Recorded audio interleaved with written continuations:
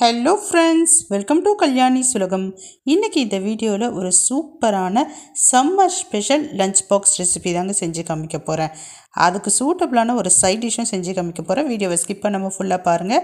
நம்ம சேனலில் ஃபஸ்ட் டைமாக பார்க்குறீங்கன்னா சப்ஸ்கிரைப் பண்ணிக்கிங்க. கூடவே இருக்கக்கூடிய பெல் ஐக்கானை ப்ரெஸ் பண்ணி அதில் ஆல் ஆப்ஷனை கிளிக் பண்ணிக்கிங்க. மறக்காமல் லைக் அண்ட் ஷேர் பண்ணி நம்ம சேனலுக்கு சப்போர்ட் பண்ணுங்கள். இப்போ வாங்க செய்ய ஸ்டார்ட் பண்ணலாம். ஃபஸ்ட்டு சைட் டிஷ் ரெடி பண்ணிடலாங்க. வாழைக்காய் தாங்க எடுத்திருக்கேன். இந்த வாழைக்காயை நல்லா ரவுண்ட் ஷேப்பில் மெல்லியதாக கட் பண்ணி எடுத்துக்கோங்க. இப்போ அதை எல்லாத்தையும் நான் தண்ணியில் போட்டு வச்சுருக்கிறேன். 2 வாழைக்காய் எடுத்து கட் பண்ணி வச்சுருக்கேன். இப்போ ஒரு பிளேட் எடுத்துக்கலாம். அதில் 1 ஸ்பூன் அளவுக்கு குழம்பு மிளகாய் தூள் எடுத்துக்கிறேன். கொஞ்சமாக மஞ்சள் தூள் எடுத்துக்கிறேன். 1 ஸ்பூன் அளவுக்கு சால்ட் எடுத்துக்கிறேன். இதில் போதுமான அளவு தண்ணி விட்டு நல்லா அதை மிக்ஸ் பண்ணிக்கலாம். இப்போ வீடியோவில் காமிச்சிருக்கேன் பாருங்கள். இந்த பக்குவத்துக்கு நீங்கள் மிக்ஸ் பண்ணி எடுத்துக்கோங்க. தண்ணி நிறைய சேர்த்துறாதீங்க. இப்போ வாழைக்காவை நல்லா தண்ணி இல்லாமல் ஃபில்ட்ரு பண்ணிவிட்டு இந்த பிளேட்டில் சேர்த்துக்கலாம். சேர்த்துட்டு நம்ம கையை வச்சு நல்லா மிக்ஸ் பண்ணிக்கலாம். அந்த மிளகாய் தூள் ஒரு வாழைக்காய் பீஸ்லேயும் போய் சேர்கிற மாதிரி நல்லா மிக்ஸ் பண்ணிக்கிங்க. இந்த மாதிரி மிக்ஸ் பண்ணிவிட்டு ஒரு 10 நிமிஷத்துக்கு விட்டுடுங்க. இப்போ ஒரு 10 மினிட்ஸ் ஆயிடுச்சு பாருங்கள். ஃபுல்லாக ஊறி இருக்குது. இப்போ ஸ்டவ் ஆன் பண்ணி தோசைக்கல் வச்சுக்கலாம். தோசைக்கல்லில் எண்ணெய் விட்டுக்கலாம். எண்ணெய் விட்டுட்டு இப்போ நம்ம ஊற வச்சுருக்கிற இந்த பீஸை ஒன்றா தனித்தனியாக சேர்த்துக்குங்க.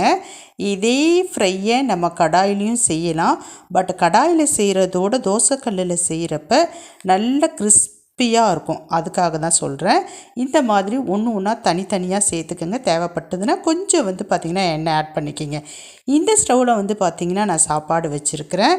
ஏன்னா நான் இந்த வீடியோவில் லஞ்ச் பாக்ஸ் ரெசிபி அதுக்கு சைட் டிஷ் ரெண்டுமே தான் செஞ்சு காமிச்சிக்கிட்டு இருக்கேன். பாருங்கள், வாழைக்காய் ஒரு சைடு நல்லா பார்த்திங்கன்னா ஃப்ரை ஆகிடுச்சு. இப்போ நம்ம திருப்பி போட்டுக்கலாம்.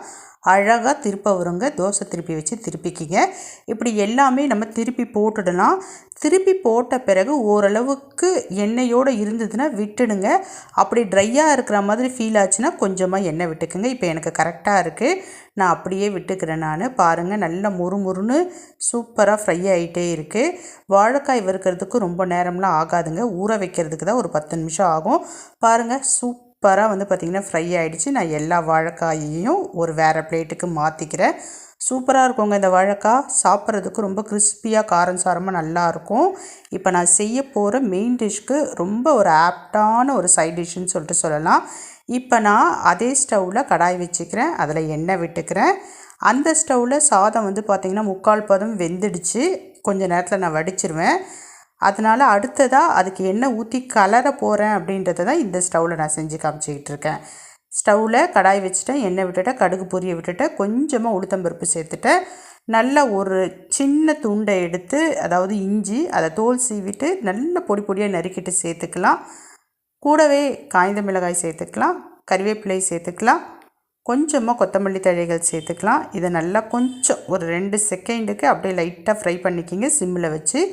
அந்த உளுத்தம்பருப்பு லைட்டாக செவந்து இருக்கணுங்க, ரொம்ப முக்கியம். இப்போ பெருங்காயத்தூள் நல்லா தாராளமாக சேர்த்துக்கலாம். சேர்த்துட்டு ஸ்டவ் ஆஃப் பண்ணிடலாம். இப்போ நான் மெயினாக எடுத்துருக்கிறது என்னென்னு பார்த்தீங்கன்னா தயிருங்க. கண்டிப்பாக கடையில் வாங்காதீங்க, வீட்டிலையே உரைய வைங்க.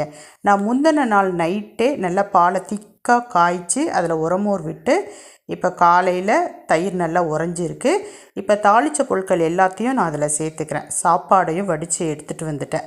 பாருங்கள், நல்லா சுட சுட இருக்குது. இப்போ நான் தாளித்தேன் இல்லைங்களா, அதே கடாயில் சாப்பாடை போட்டுக்கிறேன். 1/2 லிட்டர் பாலை காய்ச்சி நான் உர ஊற்றி வச்சுருக்கிறேன். இந்த 1/2 லிட்டர் பாலில் 3 பேருக்கு தாராளமாக லஞ்ச் பாக்ஸ் பேக் பண்ணலாம். இப்போ சாப்பாடு போட்டாச்சு. சாப்பாடு போட்ட பிறகு அதுலேயும் உப்பு சேர்த்துக்கிறேன். ஏன்னா நான் எந்த இடத்துலையுமே உப்பு சேர்க்கவே இல்லை. அதனால் வடித்த சுட சாப்பாடை கடாயில் போட்டு அதில் உப்பு சேர்த்து ஃபஸ்ட்டு மிக்ஸ் பண்ணிட்டேன். மிக்ஸ் பண்ண பிறகு இப்போ தயிர் ஊற்றி கிளற போகிறேன். நம்ம டேஸ்ட்டுக்கு ஏற்ற மாதிரி தயிரை ஊற்றி கிளறிக்கிங்க. தேவைப்பட்டுதுன்னா இந்த இடத்துல நீங்கள் லைட்டாக மில்க்கு கூட ஆட் பண்ணிக்கலாம். காய்ச்சின பால் கூட ஆட் பண்ணிக்கலாம். பட் பார்த்திங்கன்னா எனக்கு தயிர் புளிக்கலை, நல்ல இளம் தயிராக தான் இருக்குது. அதனால் நான் தண்ணி தான் ஆட் பண்ணிக்கிறேன். தண்ணி ஆட் பண்ணிவிட்டு நல்லா மிக்ஸ் பண்ணிக்கலாம். மிக்ஸ் பண்ணிவிட்டு டேஸ்ட் பண்ணி பாருங்களேன், அவ்வளோ சூப்பராக இருக்குங்க. சுட சுட தயிர் சாதத்தை சாப்பிட்டு பாருங்களேன், சாப்பிட்டுக்கிட்டே இருப்பீங்க, அவ்வளோ நல்லாயிருக்கும். இப்போ தயிர் சாதம் நல்லா குழைய சூப்பராக ரெடி ஆகிடுச்சு. நான் டிஃபன் பாக்ஸில் எடுத்துக்கிறேன். பாருங்கள், பார்க்குறப்பவே சாப்பிட்ணுன்னு சொல்லிட்டு தோணும். சுட சுட தயிர் சாதம் சாப்பிட்டு பாருங்களேன், செம்ம டேஸ்ட்டாக இருக்கும். இப்போ நான் பார்த்திங்கன்னா தயிர் சாதத்தை டிஃபன் பாக்ஸில் பேக் பண்ணிவிட்டேன். அடுத்ததாக சைட் டிஷ் வாழைக்காய் பாருங்கள். அதுக்கு சூப்பரான பொருத்தமான ஒரு காய் கேட்டிங்கன்னா வாழைக்காய் தாங்க. வாழைக்காயை வந்து பார்த்திங்கன்னா எடுத்து வச்சாச்சு. அவ்வளோதான், சூப்பரான லஞ்ச் பாக்ஸ் ரெசிபி ரெடி. தயிர் சாதமும் ரெடி, அதுக்கு சூப்பரான சைட் டிஷ் வாழைக்காயும் ரெடி. ஒரு டைம் இந்த மாதிரி செஞ்சு கொடுங்களேன், உங்கள் குழந்தைங்களுக்கு ரொம்ப விருப்பமாக சாப்பிடுவாங்க. அதே மாதிரி ஸ்கூல் விட்டு வந்து நீங்கள் டிஃபன் பாக்ஸை ஓப்பன் பண்ணி பார்த்தீங்கன்னாலும் ஒரு பருக்கு கூட இருக்கவே இருக்காதுங்க. ட்ரை பண்ணி பாருங்கள். பாய்.